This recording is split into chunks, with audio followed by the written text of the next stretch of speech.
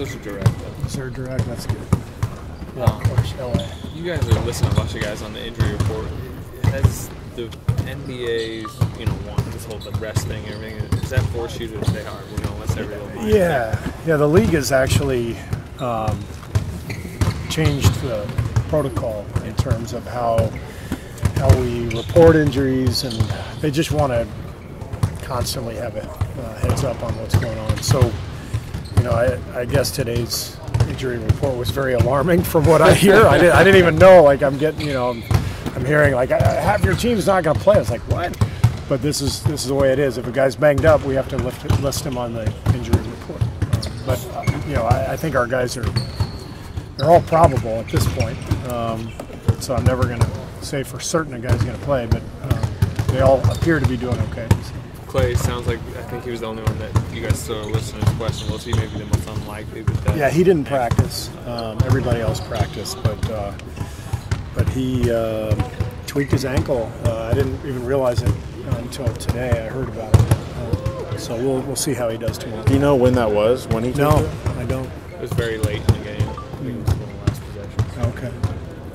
Steve, I know you've lauded just how the schedule is this year in terms of the changes, but just what have you made of just the early part of it, of these road trips and the length of it, and what that's done overall? Well, let's see. I mean, the only downside to extending the games out is you're traveling more, but you're better rested for each game, which is the main thing. So I think the schedule's good. Which means we're away from home a little bit longer, but guys get more of a chance to recover and rest. At this point, what's your approach to making sure the guys are competing on a night in and night out basis? Are you kind of waiting for them to come along as you talked about earlier in the year, or are you talking to them specifically about it? Yeah, I mean that's obviously the story of the season right now. We're not where we want to be. We've shown flashes at times, but we haven't really competed at a high level consistently. I think our players would probably agree with that. And what does that mean?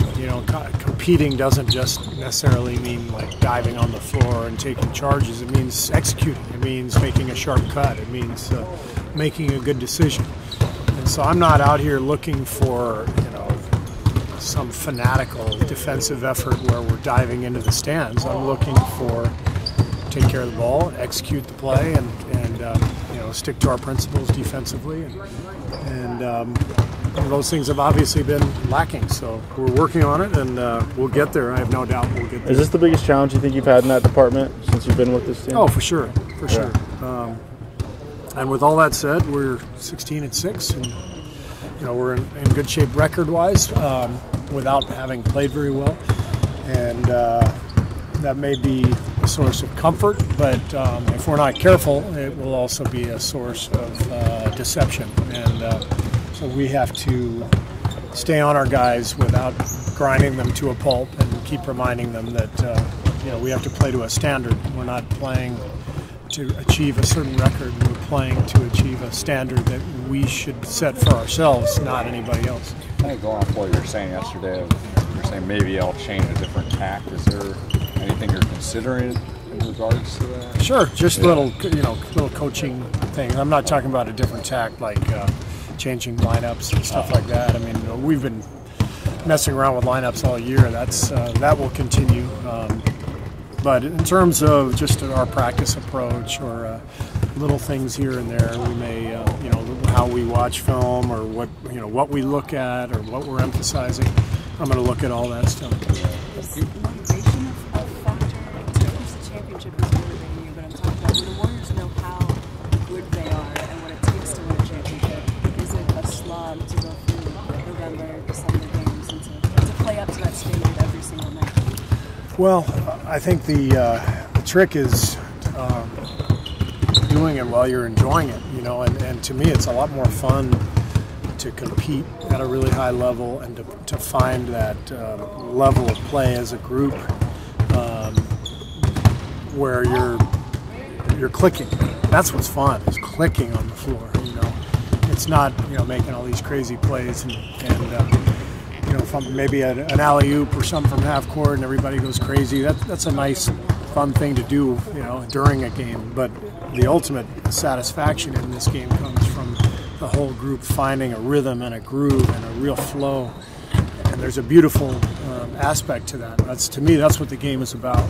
And we're not finding that flow very often. So that's the goal. And I think you can do that without feeling like it's a slog or a grind. It's I know I'm sounding like the old guy, but I am the old guy. You look back at, after you're retired and you go, man, I wish I could play. I wish I could play tomorrow night. I can barely walk, so I can't, but I can. I would love to play, and that's the message. Take advantage of these times. Take advantage of every day, every moment, because it doesn't last that long. Yeah, it doesn't seem like you're asking the team to pummel opponents by 50 every night. It's just finding the beauty and the fun.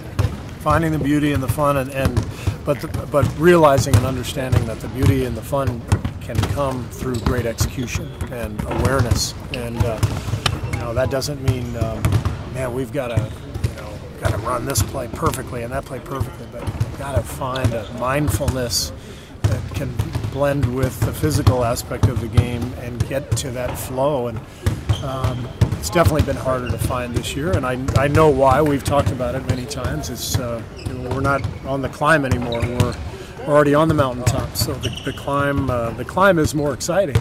So if you're up on the mountain, I guess you've got to find ways to make it more enjoyable and fluid, and that's our job as a staff. And you kind of anticipated that coming into the season, right? Like you knew that was for gonna sure, be a thing. for sure. Yeah, having been through it as a player in Chicago, I knew what we were looking at, and I still think we're going to be better by the end of this year than we were last year. I still believe that, but it's a totally different route to get there. You re-watched tape at all yesterday, and could you tell how much Steph was really kind of just using the left? Yeah. I watched the tape on the plane today. It was much more apparent watching the tape than it was live that he was hampered, in terms of his mobility, using that hand, the right hand. So he was forcing things a little bit, just trying to stay to his left. It's not ideal, obviously, but he's got to do what he's got to do. Does that concern you, though, when you watch the tape? Like, maybe it's worse than...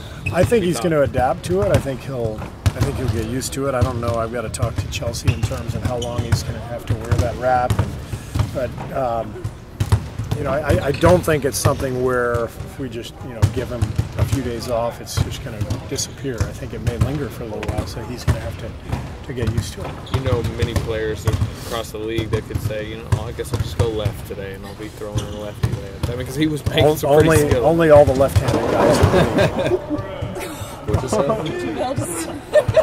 Oh. It's a big man. Ron is dying. Ryan I thought someone fell. There did. Someone did fall. Never a dull moment, huh? That's right.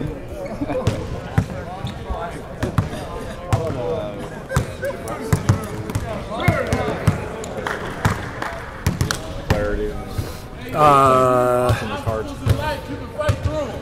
Pretty good chance that guys will rest during the back-to-back. Okay. Either Miami or New Orleans or some combination, but we haven't made that determination yet.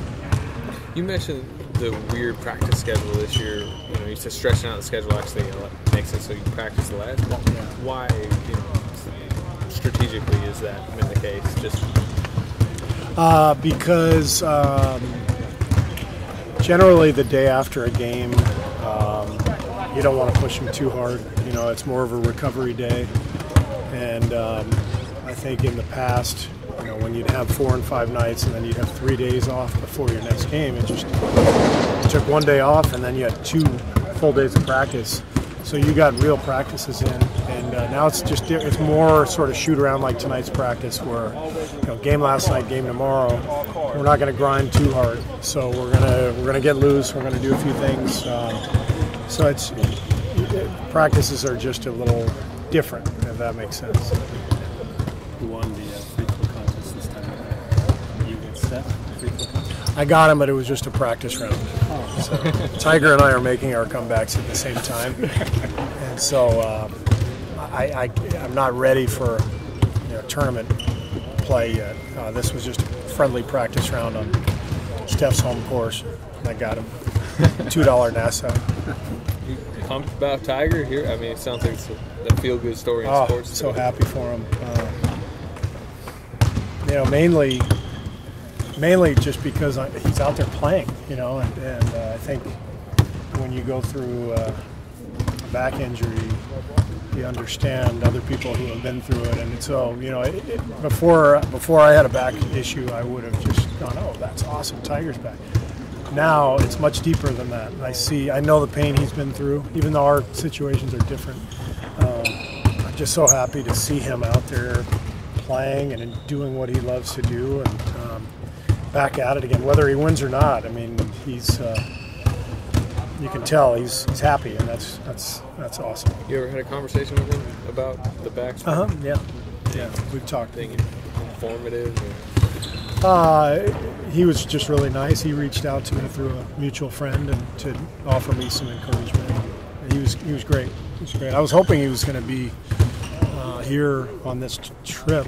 I know he's not in Orlando anymore. I think he's kind of between here and Miami. I was hoping to maybe get him with our team. I know we got a couple guys, Andre and Steph, who would have loved nothing more than to see him at practice or something. But he's busy. He's playing in the tournament, which is great. See those guys challenging Tiger to golf just like Klay did to Federer with ping pong. What's that? You see like Steph and Andre trying to challenge the golf thing as Klay did. It would have been more like, could I play with you? It would have been, I will beat you, like Klay said. How do you feel, Steve? Good. People wondering how you're holding up. Yeah. 5 hours. Yeah. No, flights aren't a problem for me, and I'm doing better. Thanks for asking. All Alrighty. right, thanks.